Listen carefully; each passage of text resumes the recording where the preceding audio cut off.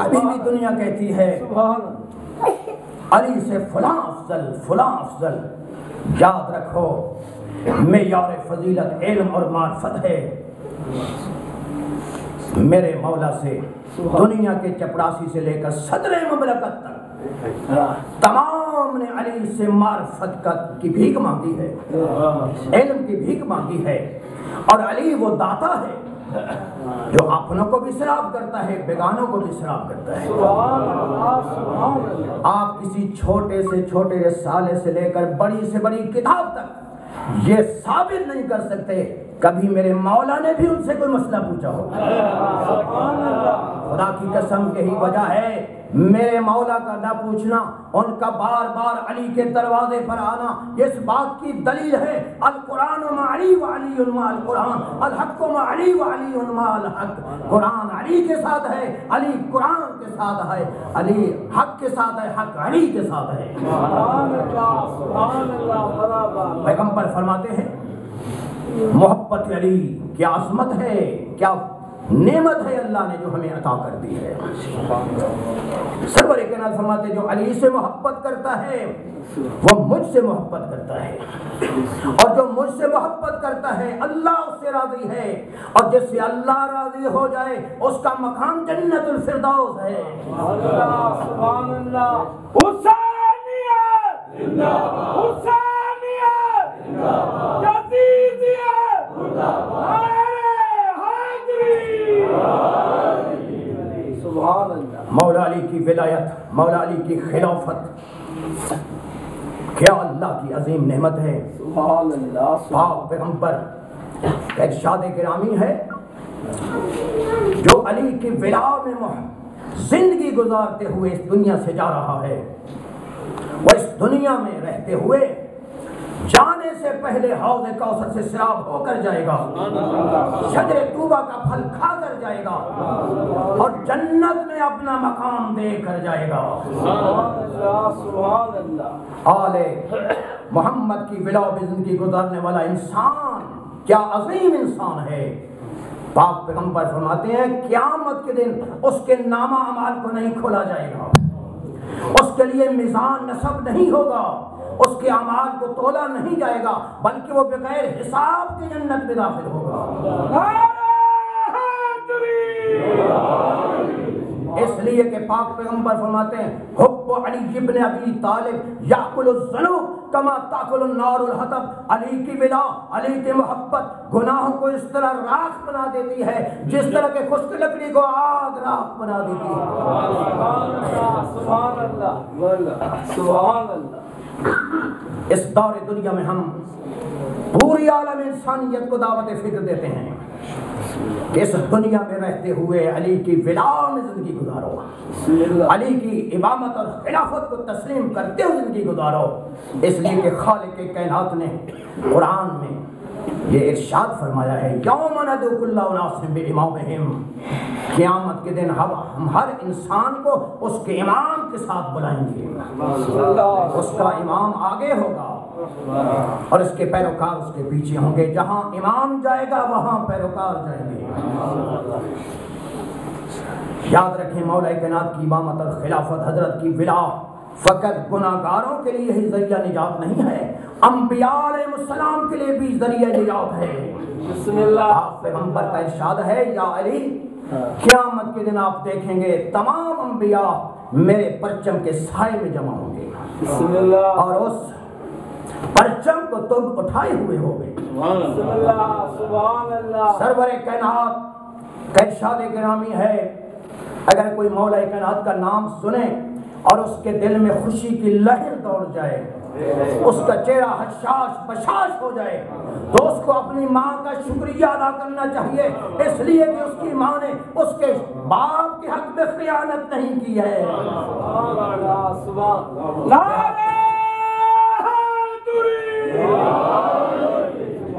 لہذا ہم اہل اہل اسلام کو دعوت فکر دیتے ہیں کہ یاد رکھو اس دنیا میں رہتے ہوئے مولا کائنات کی امامت اور خلافت کو تسلیم کرو.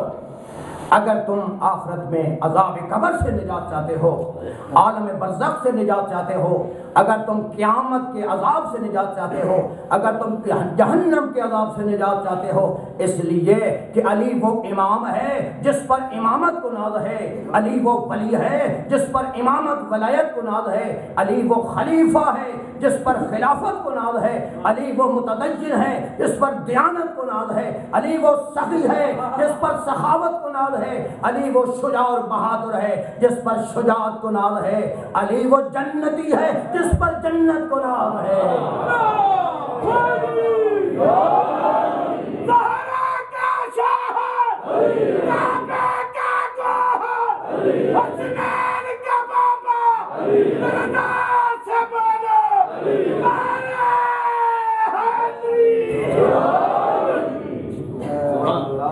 خالق کائنات کا یہ لطف و کرم ہے کہ اس نے ظاہری دنیا میں جناب آدم سے انسان کی ہدایت کا سلسلہ شروع کیا ہے. جناب آدم آئے تبلیغ کر رہے ہیں، ہدایت کر رہے ہیں، توحید کا پرچار ہو رہا ہے. جناب نوح آئے تبلیغ کر رہے ہیں، دین کا پیغام پہنچا رہے ہیں، توحید کا پرچار ہو رہا ہے. ہر نبی آ رہا ہے، تبلیغ کر رہا ہے، ہدایت کر رہا ہے، لیکن اجر رسالت نہیں مانگتا. ہر نبی یہ کہتے ہوئے نظر آتا ہے ان اجری الا علی اللہ، ہمارا اجر اللہ کے ذمہ میں ہے.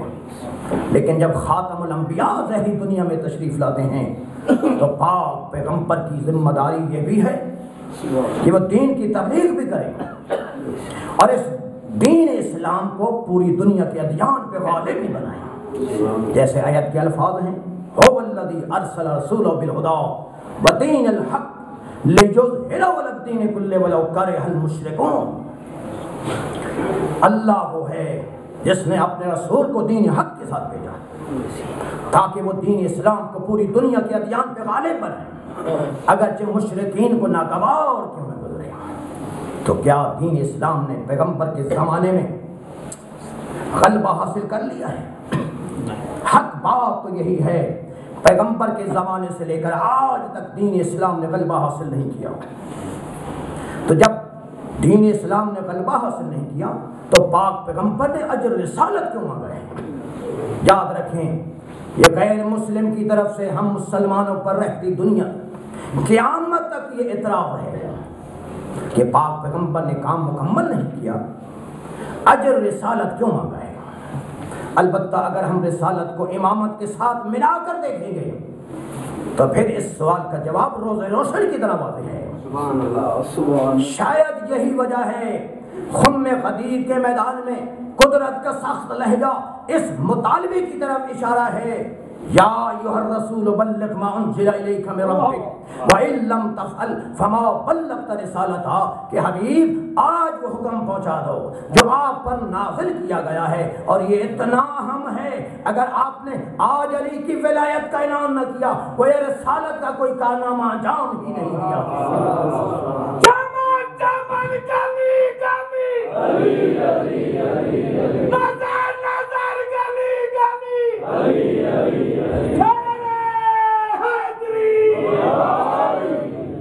یہی وجہ ہے جب مولا کائنات کی امامت اور خلافت کا پاک پیغمبر نے اعلان کیا ہے من کنت مولا فہذا علی مولا، جس کا میں حاکم ہوں، سردار ہوں، میرے بعد میرا بھائی علی اس کا حاکم ہے، اس کا سردار ہے. تو اب یہ آیت نازل ہو رہی ہے الیوم اکملت لکم دینکم واتممت علیکم نعمتی ورضیت لکم الاسلام دینا، کہ آج ہم نے دین کو مکمل کر دیا، ہم نے اپنی نعمت کا اتمام کر دیا، ہم دین اسلام پر راضی ہو گئے. غور کیجئے پروردگار عالم نے کیا انسان کی ہدایت کا محکم انتظام کیا ہے. پاک پیغمبر نے نماز کا حکم پہنچایا، اللہ راضی نہیں ہوا. روزے کا حکم پہنچایا، اللہ راضی نہیں ہوا. حج کا حکم پہنچایا، اللہ راضی نہیں ہوا. خمس و زکوٰۃ کا حکم پہنچایا، اللہ راضی نہیں ہوا. جب پاک پیغمبر نے علی کی ولایت کا اعلان کیا ہے تو اب خالق فرماتا ہے ہم اسلام پر راضی ہو گئے۔ ذرا غور کیجئے، مسلمان کہتے ہیں اللہ فلاں سے راضی ہو جائے، فلاں سے راضی ہو جائے۔ قابل غور بات یہ ہے کہ اللہ کس سے راضی ہے؟ جب تک پاک پیغمبر نے علی کی ولایت کا اعلان نہیں کیا اللہ اسلام پر راضی نہیں ہوا۔ اے مسلمان ذرا بتا، جب تک علی کی ولایت کا اعلان نہ ہو اللہ اس اسلام پر راضی نہیں ہے۔ تم بتاؤ کہ علی کی ولایت کے بغیر اللہ تم سے کیسے راضی ہو سکتا ہے؟ خدا کی قسم، اس امامت اور رسالت کے اتحاد نے اسلام کے بہت سے مسائل حل کر دیے، بہت سی مشکلات کو حل کر دیا۔ تو گویا قدرت یہی بتانا چاہتی ہے کہ ہم نے پہلے محمد کو 500 سال کے وقفے کے بعد بھیجا، آخری محمد کو 1000 سال کی غیبت کے بعد بھیجیں گے۔ پہلے محمد کی نماز میں علی شریک جماعت تھے، آخری محمد کی نماز میں عیسیٰ ابن مریم شریک جماعت ہوں گے۔ پہلی نماز نصیریوں کی آنکھ کھول دے گی، آخری نماز عیسائیوں کی آنکھ کھول دے گی کہ دیکھو اگر علی خدا ہوتے تو کعبہ میں پیدا نہ ہوتے، اگر عیسیٰ خدا ہوتے تو قائم آل محمد کی ابتدا میں شریک جماعت نہ ہوتے۔ رب ذوالجلال نے اپنے خلیفے کو جب بھیجا ہے پوری شان کے ساتھ بھیجا ہے۔ جب جناب آدم کو بھیجا پوری دنیا کی مٹی کو جمع کر کے پیکر عالم بنا کر بھیجا۔ اب ظاہر جب آخری حجت کا ظہور فرمائے گا تو عرب اور عجم کے حسن و جمال کا مرکب نکال کر جوہر خاتم بنا کر بھیجے گا۔ اب ہماری ذمہ داری کیا ہے؟ اس غیبت کبریٰ کے دور میں ہمیں چاہیے اپنے سید و سردار کے ظہور کا انتظار کریں۔ انتظار افضل ترین عبادت ہے۔ ذرا غور کیجیے، یہ وہ عبادت ہے جس میں اللہ بھی شریک ہے۔ ارشاد ہوتا ہے فانتظروا فإنی معکم من المنتظرین، تم بھی انتظار کرو میری ذات بھی انتظار کرنے والوں میں سے ہے۔ اس کی معرفت حاصل کریں، اس کے حق کو پہچانیے۔ یہ وارث کائنات ہے، یہ وارث مصطفیٰ ہے، یہ وارث مرتضیٰ ہے، یہ 1,24,000 انبیاء کے کمال کا وارث ہے، 11 اماموں کے جمال اور کمال کا وارث ہے۔ دنیا کہتی ہے اگر وہ ہستی ہے تو پھر ظہور کیوں نہیں ہو جاتا؟ اتنی لمبی زندگی کیسے ہو سکتی ہے؟ یاد رکھیں یہ اللہ کی مشیت سے واسطہ ہے، جب اس کی مشیت ہوگی ظہور فرمائیں گے۔ ہماری ذمہ داری اس کے ظہور کا انتظار ہے، اس کے ظہور کی تعجیل کی دعا ہے۔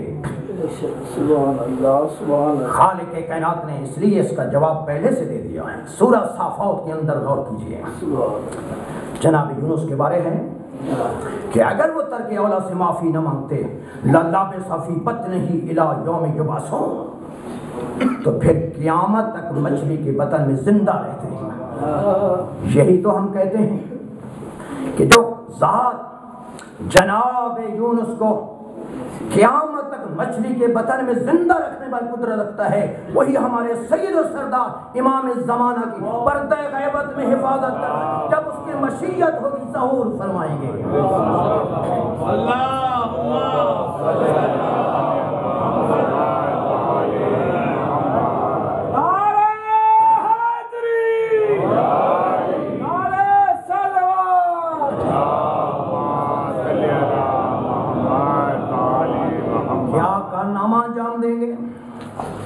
ہمارے چھٹے امام کی یہ جملے ہیں تو نطبہ کے اندر این الطالب بدم مقتول بکربلا، کہاں ہے وہ ہستی جو فرزند زہرا کے حق خون کا بدلہ لے؟ عزاداران حسین ہمیں معلوم نہیں ہے مظلوم کربلا پر کیا ظلم کیا۔ یہ سید سجاد سے پوچھئے جو 35 سال تک خون کے آنسو روتے رہے۔ جب میرے مولا بازار میں جاتے لوگ اپنی دکانوں کو بند کر لیتے. ایک دفعہ میرے مولا بازار سے گزر رہی، ایک قصاب ہے جو حیوان کو ذبح کر رہا ہے. پوچھتے ہیں اے اللہ کے بندے کیا حیوان کو پانی پلایا؟ عرض کرتے مولا ہم پہلے حیوان کو پانی پلاتے ہیں بعد میں ذبح کرتے ہیں. پھر پوچھا کیا تیرا ہتھیار تیز ہے یا کند ہے؟ عرض کرتے مولا نہیں میرا ہتھیار تیز ہے. میرے مولا کا رخ کربلا کی طرف ہوا. فرماتے ہیں بابا تیری اپنی قسمت، تجھے تو 3 دن کا پیاس سانانے کی امت نے ذبح کیا، کون خنجر کے ساتھ ذبح کیا ہے. یہ عزاداری سید الشہداء ہماری شہر کی حیات ہے. ہم اس وجہ سے زندہ ہیں. یاد رکھیں یہ ہماری خلوص والی عبادت ہے، اس میں ریاکاری نہیں ہے. اس لیے کہ جب تک مظلوم کربلا کا غم دل میں نہ ہو آنکھوں سے آنسو نہیں آتے. یہ ہماری بخشش کا ذریعہ ہے، ہماری نجات کا ذریعہ ہے. عزاداران حسین مظلوم کربلا آخری الوداع کے لیے خیمے کے در پر آئے. اللہ سے دعا کرو کوئی بہن اس حالت میں بھائی کو نہ دیکھے. آپ روح کٹے ہوئے ہیں، ہونٹ زخمی ہیں، پیشانی سے تازہ خون بہ رہا ہے. میرے مولا الوداع کرنا چاہتے ہیں لیکن جناب زینب عرض کرتے ہیں بھیا حسین خیمے میں آؤ. فرماتے ہیں بہن زینب یہ حالت دیکھ کر ایسا نہ کوئی مستور نہ مر جائے. اگر کوئی مستور نہیں مرے گی تو سکینہ برداشت نہیں کرے. لیکن جناب زینب عرض کرتی ہیں بھیا حسین ہم صبر کریں گے. عزادارو ہمارا مولا خیمے میں داخل ہوا. چلتے چلتے اس خیمے کا رخ کیا جہاں ہمارے چوتھے امام سوید سجاد بستر بیماری پر آرام کر رہے تھے. مولا سجاد نے بابا کو دیکھا. فرماتے پھپھی اماں مجھے سہارا دو، میری عزتوں والا بابا مجھے ملنے آ رہا ہے. عزادارو ماتمدارو میرے مولا چلتے چلتے اپنے بیٹے کے سر کی طرف بیٹھ گئے. اب جب مولا سجاد نے بابا کو زخمی حالت میں دیکھا، پیشانی سے تازہ خون بہ رہا ہے، عزادارو اس مشکل گھڑی میں دوست یاد آتے ہیں، چاہنے والے یاد آتے ہیں، محبت کرنے والے یاد آتے ہیں. میرے مولا عرض کرتے بابا یہ جو آپ کی حالت بن گئی ہے، اینا اینا زہیر ابن کین، اینا اینا مسلم ابن اوسنان، اینا اینا حبیب ابن مظاہر. بابا جناب حبیب کہاں گئے، مسلم ابن اوسجا کہاں گئے؟ فرماتے بیٹا وہ سب مارے گئے. عزادارو ماتمدارو اب میرے مولا نے وہ نام لیا ہے جس کے سہارے جناب زینب نے مدینہ چھوڑا ہے، کربلا میں آئی. فرماتے اینا اینا امی الاباس، بابا میرے چچا عباس کہاں گئے؟ فرماتے ہیں وہ بھی چلے گئے. اب مولا سجاد عرض کرتے ہیں اینا اینا اخی علی الاکبر، بابا میرے بھائی علی اکبر کہاں؟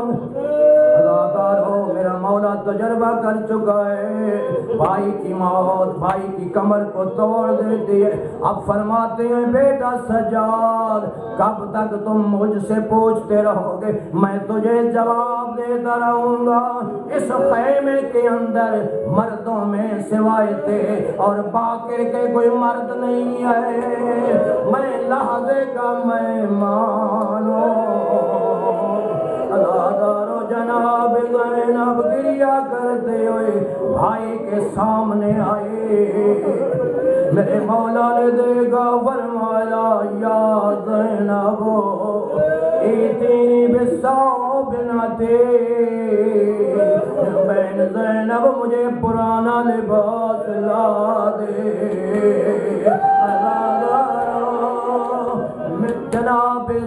زینب کہتی ہیں بھیا آپ تو جوانان جنت کے سردار ہیں، پرانا لباس کیوں مانگائے، کہو تو جنت سے نیا لباس لا دے۔ فرماتے ہیں بہن زینب میں علم امامت سے جانتا ہوں یہ کرائے کے لوگ ہیں، کسی نے میرا امامہ لے جانا ہے، کسی نے میرا کرتا لے جانا ہے، کسی نے میری عبا لے جانی ہے، کسی نے میرا زار بند لے جانا ہے۔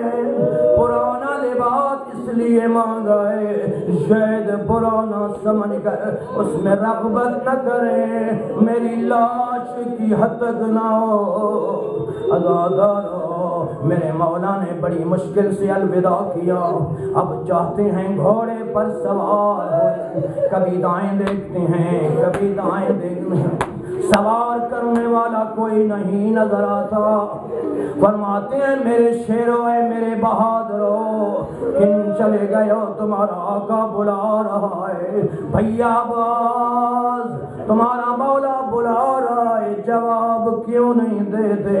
عزادارو اسی اسلام ایک مستور ہے جس نے میرے مولا کے گھوڑے کی لگام کو بے بے عرض کرتے ہیں بھیا حسین اکبر کے بابا اگر کوئی نہیں رہا بین حاضر ہے، سوار ہو جائیے۔ عزادارو ماتم نارو بڑی مشکل سے گھوڑے پر سوار ہوئے، اجرکم اللہ، کوئی غم نہ دیکھو سوائے غم شبیر کے۔ عزادارو میرا مولا فرماتا ہے میرے رہوار آج میری آخری سواری ہے، لیکن عزادارو گھوڑا زبان حال سے کہتا ہے مولا میرے قدموں کی طرف دیکھو میری مجبوری ہے۔ عزادارو جب دیکھو سکینہ بابے کے گھوڑے کے پاؤں سے لپٹی ہوئی ہے، کہتی ہے میرے بابا کے گھوڑے میرے بابا کو موت کی طرف نہ لے جا، مقتل کی طرف نہ لے جا۔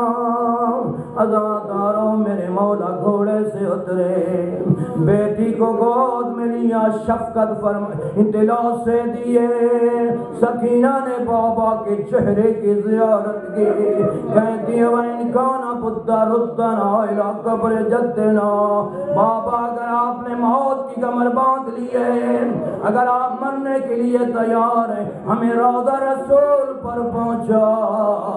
میرا مولا فرماتا ہے بیٹی سکینہ اگر یہ لوگ مجھے اجازت دیتے میں زینب کو جنگل بیوا میں کیوں لے کر آتا، بیٹی کو دلا سے دیے، فرماتے ہیں تیرے لیے پانی لے کر آتا ہوں۔ عزادارو جب سکینہ نے پانی کا نام سنا بابا کی گود چھوڑ دی، کہتی ہے بابا تیری امامت کی قسم مجھے پیاس نہیں ہے، فرماتے ابھی تو کہتی تھی میں پیاسی ہوں۔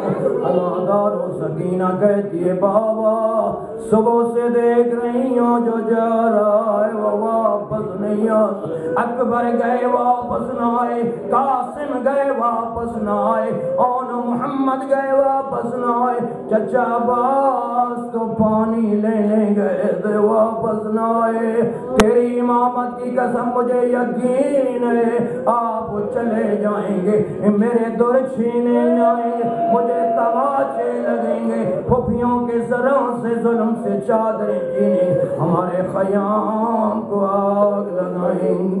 الا لعنت القوم الظالمین وسيعلم الذين ظلموا أي منقلب ينقلبون۔